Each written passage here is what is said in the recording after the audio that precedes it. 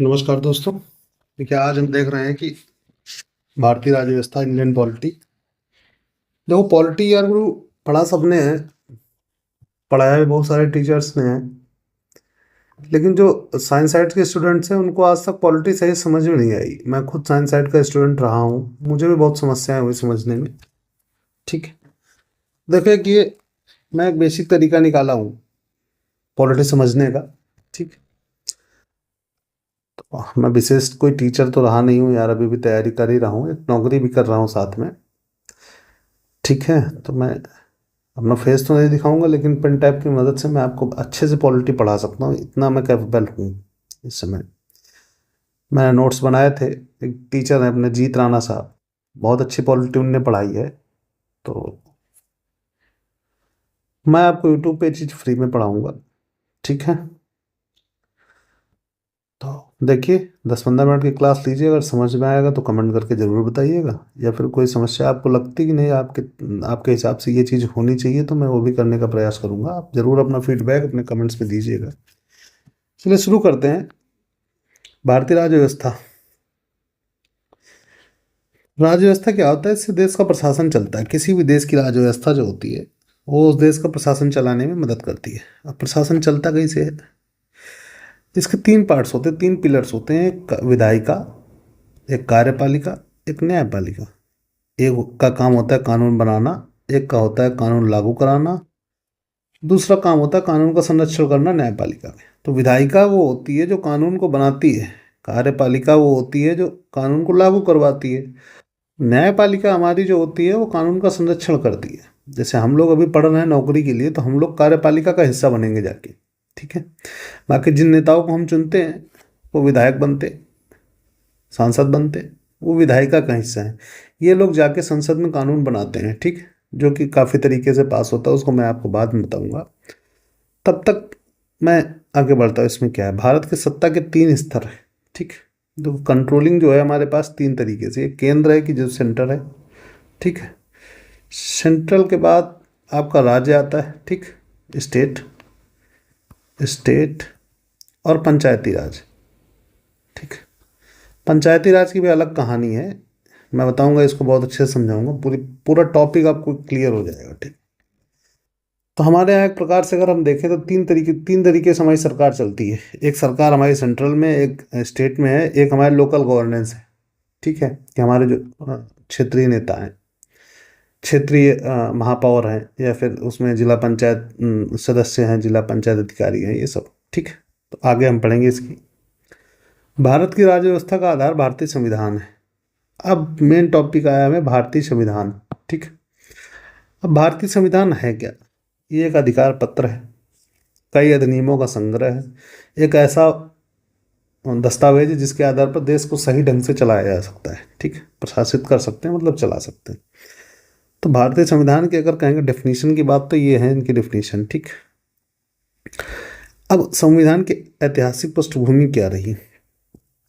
कुछ अधिनियमों पर आधारित है भारत का संविधान, कुछ अधिनियमों पर आधारित है जो ईस्ट इंडिया कंपनी और ब्रिटिश शासन के समय भारत आए हैं। ठीक, अब हम लोग तो जानते हैं हमारा देश अंग्रेजों गुलाम रहा ही है। तो अब देख लीजिए ब्रिटिश शासन कैसे इस्टेब्लिश हुआ, उसको पहले मैं बताता हूँ आपको। ठीक है, देखिए आप, 1600 एडी में क्वीन एलिजाबेथ, ठीक, एलिजाबेथ ने 1600 एडी में ईस्ट इंडिया कंपनी को व्यापार करने का अधिकार दिया था। ठीक, 1600 एडी में ये कंपनी भारत में आई व्यापार करने के लिए, लेकिन कंपनी व्यापार करती रही, देखा कि यहाँ बहुत सारी कमियां हैं राजाओं में, तो उनने अपना प्रशासन चालू करना चालू किया। तो इनका जो ये फेज़ रहा, ये 1600 एडी से 1765 तक, ये इनने केवल इस पे व्यापार किया। ठीक है, 1765 से 1857 की क्रांति तक, 1858 कह सकते हैं उसको हम, क्रांति तक इनने व्यापार के साथ प्रशासन भी किया। ठीक, इसी फेज को 1765 से 1858 तक को ही हम कहते हैं कंपनी रूल। ठीक है, ये होता है कंपनी रूल। उसके बाद 1858 से 1947, जब तक हमारा देश आज़ाद नहीं हुआ, इसको हम कहते हैं क्राउन रूल। क्राउन रूल, ठीक है। अब देखो क्राउन रूल कंपनी रूल में अंतर क्या है। क्राउन रूल और कंपनी रूल, ठीक है, 1765 से 1857 तक चला कंपनी एक्ट। कंपनी एक्ट या कंपनी रूल कह सकते हो। इसमें होता यह था कि ब्रिटिश सरकार जो थी वो ईस्ट इंडिया कंपनी को रूल्स और रेगुलेशंस बना के देती थी। ईस्ट इंडिया कंपनी हम इंडियंस के ऊपर वो चीज़ लागू करवाते थे, ठीक, 1857 तक। लेकिन 1857 की जब क्रांति हुई उसके बाद से ईस्ट इंडिया कंपनी का सिस्टम गड़बड़ा गया, ठीक, भारतीय विरोध में आ गए। तो ब्रिटिश सरकार भी कंपनी को निकाल के बाहर कर दिया। वो ब्रिटिश सरकार का काम ही है था कि कंपनी को पहले इस्तेमाल करना, उसके बाद निकाल के बाहर कर देना, ठीक। तो कुल मिला के होना यही था लास्ट में, क्योंकि शुरू से जब हम आपको अधिनियम बताएंगे कि इस अधिनियम में क्या हुआ, उस अधिनियम में क्या हुआ, तो आप खुद ही समझ जाएंगे कि नहीं क्या हो रहा है, ठीक। और क्राउन एक्ट क्या था, ब्रिटिश गवर्नमेंट डायरेक्ट इंडियंस पर रूल और रेगुलेशन, मतलब नियम कानून इम्पोज कर रही, लागू कर रही थी। ये हो जाता है हमारा क्राउन एक्ट, ठीक, जिसमें कि ब्रिटिश गवर्नमेंट डायरेक्ट शासन चलाती थी अपने प्रतिनिधि रखकर यहाँ पे, ठीक है। ये हो गया क्राउन एक्ट और कंपनी एक्ट। उम्मीद करता हूँ आपको दोनों समझ में आ गए होंगे, ठीक है। और टाइम पीरियड इनका देख लीजिएगा, 1765 से 1857, 1858 से 1947 तक था इन चीज़ों का, ठीक है। अब देखिए हम पहले पढ़ेंगे अभी कंपनी अधिनियम, ठीक है। क्राउन अधिनियम ये हम बाद में पढ़ेंगे, इसको अभी मत देखिएगा। कंपनी अधिनियम में रहा है सबसे पहला जो सबसे मेजर एक्ट आया 1773 में, रेगुलेटिंग एक्ट, ठीक है। फिर उसके बाद सेटलमेंट एक्ट आया, इसको हम कह सकते हैं संशोधनात्मक अधिनियम, इसको तो रेगुलेटिंग एक्ट ही कहेंगे, रेगुलेटिंग एक्ट, ठीक है। सेटलमेंट एक्ट को संशोधनात्मक अधिनियम कहते हैं, संशोधनात्मक अधिनियम। ये जो 1773 का एक्ट आया था उसकी कमियों को पूरा करने के लिए आया था, कमियों को पूरा करने के लिए, ठीक है, ध्यान रखिएगा इसको। उसके बाद 1784 में पिट्स इंडिया एक्ट आता है। पिट्स इंडिया एक्ट क्यों आता है, अभी जब पिट्स इंडिया एक्ट पढ़ाएंगे तो हम पूरी डिटेल आपको देंगे कि पिट्स इसका नाम क्यों रखा गया, ठीक है। फिर 1786 में पिट्स इंडिया एक्ट की कुछ कमियां थी, उनको सही करने के लिए सेटलमेंट एक्ट, ये भी संशोधनात्मक अधिनियम है, ठीक है, संशोधनात्मक अधिनियम है ये। उसके बाद हमारे 4 चार्टर आए 1793 में, 1813, 1833 और 1853 में, ठीक है। इन सबको मैं बहुत बेहतरीन ढंग से पढ़ाऊंगा, आप निश्चिंत होके बस केवल किसी चीज़ को समझिएगा। आपको लगे कि नहीं इसमें ये चीज़ की कमी रह गई तो मैं उस चीज़ को जरूर वो करूंगा। और बाकी मैं जो क्लास करवा रहा हूँ आपको ये वनडे एग्जाम्स के लिए। अब यूपी सब इंस्पेक्टर में सबसे अच्छी पॉलिटी पूछी जाती है, ठीक है, वनडे एग्जाम्स। अगर हम बात करें एसएससी के सारे एग्जाम्स को लेकर, बैंक हो गई, ठीक है, यूपी ट्रिपल एससी के जो एग्जाम्स हैं 4200 ग्रेड पे तक के, तो उच्च लेवल की तो मैं बात नहीं कर रहा हूँ, लेकिन मैं ये बता रहा हूँ कि यूपीएसआई में सबसे बड़ा इसका वेटेज है यूपीएसआई के लिए, ठीक है, यूपीएसआई के लिए। तो यूपीएसआई का में लगभग 18 से 20 क्वेश्चन इसी चीज़ों से आते हैं, ठीक, पॉलिटी से। तो उस तक का वेटेज ये कवर करेगा पूरा। उसके लिए आपको ये क्लासेस अगर आप कर लिए लगातार, मैं रेगुलर पर डे क्लास बना के डाल दूंगा, ठीक है। अगर आप ये रेगुलर क्लासेस कर लिए तो कन्फर्म उसके लिए आपकी व्यवस्था हो जाएगी, उसके लिए और ज़्यादा कहीं से पढ़ने की जरूरत नहीं। अब देखिए 1773 का रेगुलेटिंग एक्ट, सबसे बड़ी बात 1773 जब रेगुलेटिंग एक्ट आया तो इस समय यहाँ के पीएम थे ब्रिटेन के, फेडरिक नॉर्थ थे। और इस रेगुलेटिंग एक्ट का जो वो रहा निर्माण हुआ वो गुप्त समिति से हुआ। ये दो इंपॉर्टेंट चीज़ें इनको याद कर लेना, ठीक। गुप्त समिति क्वेश्चन आ चुका, फेडरिक नॉर्थ का क्वेश्चन नहीं आया, आ सकता है, ठीक है। रेगुलेटिंग एक्ट का उद्देश्य क्या था, उद्देश्य ऑब्जेक्टिव उद्देश्य ये रहा इसका कि ब्रिटिश सरकार ईस्ट इंडिया कंपनी पर कंट्रोल रख सके। मैंने आपको शुरू में बताया था कंपनी का सिर्फ यूज हुआ है, कंपनी जब अपना प्रशासन स्टेब्लिश कर ली तो कंपनी को निकाल को बाहर कर दिया गया, ठीक है। ब्रिटिश सरकार, ब्रिटिश गवर्नमेंट खुद डायरेक्ट शासन करना चालू कर दी, तो वो चीज़ आपको समझ में आएगी। भारत में स्थायी शासन की शुरुआत करनी थी, इसके लिए कंपनी को भ्रष्टाचार से मुक्त करना था। 3 ऑब्जेक्टिव थे इसके, ठीक थे और भी, लेकिन मेन जो हमारा ऑब्जेक्टिव था वो यही था। रेगुलेटिंग एक्ट क्यों लाना पड़ा, क्योंकि 1765 में इलाहाबाद संधि के बाद ईस्ट इंडिया कंपनी का बंगाल में प्रशासन शुरू हुआ। बंगाल में ईस्ट इंडिया कंपनी द्वारा गवर्नर की नियुक्ति की गई, ठीक। बंगाल में द्वैत शासन की शुरुआत हुई। अब द्वैत शासन में क्या होता था कि जो बंगाल का नवाब था वो केवल क्रिमिनल एक्ट्स देखेगा, क्रिमिनल लॉज, ठीक है, ये वहाँ का स्थानीय शासक था। जो बंगाल का गवर्नर था वो ईस्ट इंडिया कंपनी का अधिकारी था और टैक्स कलेक्शन इसका काम था। कुल मिला के जो फायदे के जितने भी काम हैं मद वाले, फायदे का काम हमारा बंगाल गवर्नर कर रहा था। ये केवल फर्जी के वो कर रहे थे। यहाँ से कोई क्रिमिनल लॉ से तो कोई पैसे आने नहीं है भाई, सारा पैसा तो टैक्स कलेक्शन से ही आना है। तो इस टैक्स कलेक्शन से जो सबसे ज़्यादा फायदा हुआ वो ईस्ट इंडिया कंपनी गवर्नर को हुआ, कंपनी और ब्रिटिश सरकार को नहीं हुआ। उसका कारण था भ्रष्टाचार। कंपनी में इतना ज़्यादा भ्रष्टाचार बढ़ गया था कि जो टैक्स कलेक्शन हो रहा था सब कुछ ना कंपनी को प्रॉफिट हो रहा ना ब्रिटिश गवर्नमेंट को प्रॉफिट हो रहा, बल्कि जो गवर्नर वहाँ जो अधिकारी हैं वो भ्रष्टाचार से संपूर्ण मतलब कमाई तो उनकी बहुत ज़्यादा बढ़ रही थी, सब संपत्ति अपने पर्सनल कर रहे थे। तो इसी वजह से ये एक्ट आया। ठीक है, अब बंगाल के गवर्नर्स अगर देखेंगे तो ये उनकी लिस्ट रही 1765 से 67 तक रॉबर्ट क्लाइव, और ये 1767 से 69 तक वेरेलस्ट ये रहे हैं। 69 से 72 जॉन कार्टियर, ठीक है। 72 से 73 तक वारन हेस्टिंग, ये आखिरी गवर्नर है बंगाल के। ठीक, फिर इनको 1773 1785 तक गवर्नर जनरल बनाया गया। यह मैं आपको बताऊंगा गवर्नर को गवर्नर जनरल कब बनाया गया भी आपको पता चल जाएगा। प्रमुख परिवर्तन क्या रहे यहाँ? प्रमुख परिवर्तन इनके ये रहे कि प्रशासनिक परिवर्तन जो रहे उसमें द्वैध शासन को समाप्त किया गया, नवाब का पद समाप्त किया, गवर्नर जनरल ऑफ बंगाल बना दिया। गवर्नर जनरल के लिए चार कार्यकारी सदस्य बनाए गए। ठीक, उनकी नियुक्ति की गई।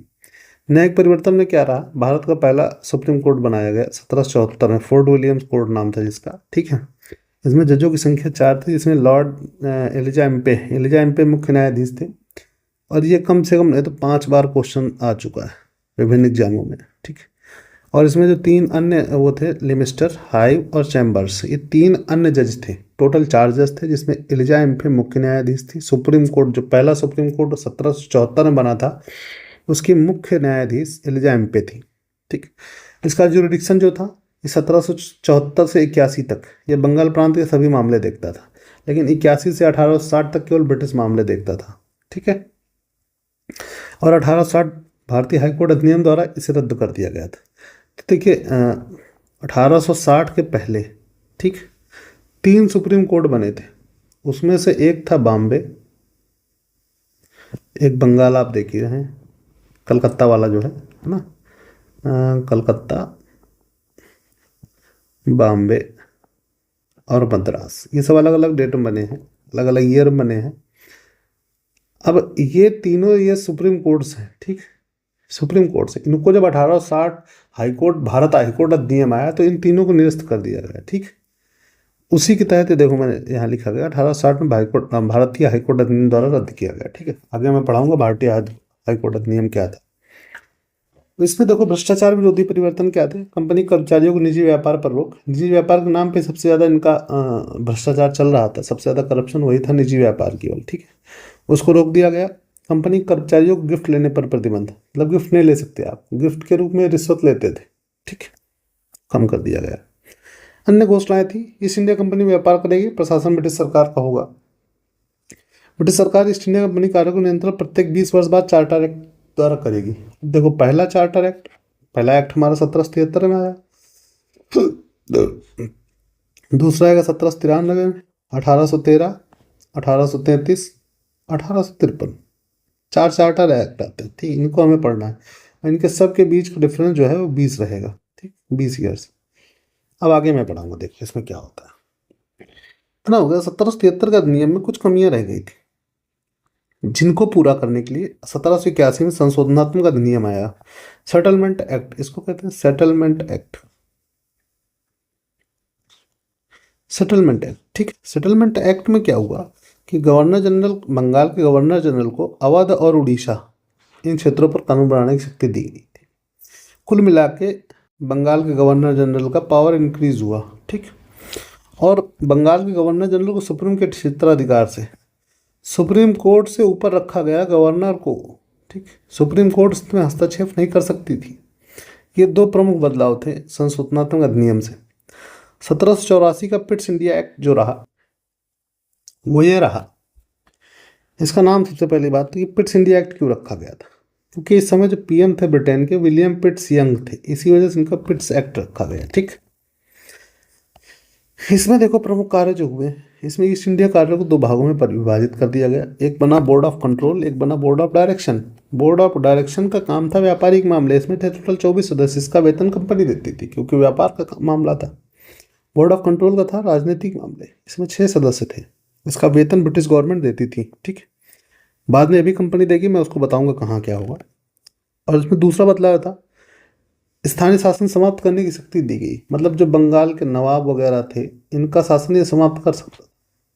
ठीक, गवर्नर जनरल, इस पॉइंट में यही कहा गया। ठीक, बंगाल के गवर्नर जनरल जो कार्यकारी परिषद 1773 में 4 लोग किए गए थे, वो उनको बढ़ा के 6 कर दिया गया, इनके सदस्यों की संख्या। ठीक, अब सुनो, इस समय वारेन हेस्टिंग था। ठीक, वारेन हेस्टिंग जो है वो पिट्स इंडिया एक्ट का विरोध करता है। विरोध करता इस स्तर तक करता कि भाई व्यापारिक मामले और वो सब अलग हो गए, कमाई कर रह नहीं रही गवर्नर, कुछ गवर्नर जनरल कोई कमाई नहीं रह गई। जब गवर्नर जनरल कोई कमाई नहीं रह गई तो वो चला गया अपोज करने ब्रिटेन। ठीक, ब्रिटेन जब यहाँ पहुंचा तो उसके खिलाफ उस पर देशद्रोह का आरोप लगा और उस पर महाभियोग चला 1785 में से गवर्नर जनरल के पद से हटा दिया गया। फिर 1786 में चार्ल्स कॉर्नवालिस आए, उनको गवर्नर जनरल विशेष आग्रह पर बना के भेजा गया। ठीक, इसी कारण 1786 में संशोधनात्मक अधिनियम आया, फिर ये सेटलमेंट एक्ट आया। ठीक, अब इसमें बंगाल के गवर्नर जनरल को प्रधान सेनापति की शक्ति दी गई। अब इसका कारण देखिए, जो चार्ल्स कॉर्नवालिस था ये सेनापति था, ब्रिटिश सेना कमांडर था, कमांडर। ठीक, ब्रिटिश आर्मी का कमांडर था, इसी वजह से इसको ये शक्ति दी गई। ठीक, अब देखिए चार्ल्स कॉर्नवालिस की कार्रवाई, कुछ काम इसने बहुत अच्छे किए थे। 1786 से 1793 तक इसका कार्यकाल रहा। 1792 में इसने जमींदारी प्रथा की शुरुआत की गई, जिसे 1793 में स्थायी बंदोबस्त के नाम से जाना गया। ठीक है, 1793 में इसने पुलिस प्रशासन और सिविल सेवा की शुरुआत की गई। अब जमींदारी प्रथा क्या थी इसको देख लो। जमींदारी प्रथा यह थी कि हर गांव में, हर एक कस्बे में एक जमींदार होगा जो टैक्स कलेक्ट करके अंग्रेजों को देगा। अब जो टैक्स कलेक्ट करेगा उसका 1/11 भाग अपने लेगा और 10/11 ब्रिटिश गवर्नमेंट को देगा, मतलब ब्रिटिश मुनासिब को देगा, जो ब्रिटिश अधिकारी वहां बैठा होगा। तो कुल मिला के जितना कर ये वसूलेगा उसको 11 हिस्से होंगे, एक हिस्सा जमींदार का, 10 हिस्से सरकार के। ठीक, ये इसकी प्रथा थी। इसने पुलिस प्रशासन और सिविल सेवा की शुरुआत की थी, इसलिए इसको उनका जनक कहा जाता है, पुलिस प्रशासन और सिविल सेवा का जनक कहा जाता है। ठीक, ये हो गया। अब ये चार्टर एक्ट है, 4 चार्टर एक्ट है 1793, इन सबके बीच के डिफरेंस 20 है। ठीक है, 93, 13, 33 और 1853। ठीक,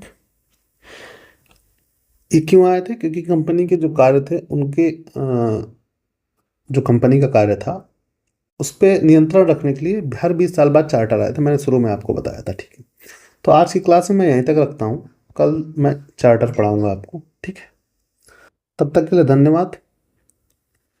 बाकी आपको कैसी लगी हमारी क्लास, जैसा हो मुझे ज़रूर बताइएगा एक बार। अगर कुछ इम्प्रूवमेंट की सलाह देंगे आप लोग कमेंट करके तो मैं ज़रूर करूँगा। ठीक है, तब तक के लिए धन्यवाद, पढ़ते रहिए।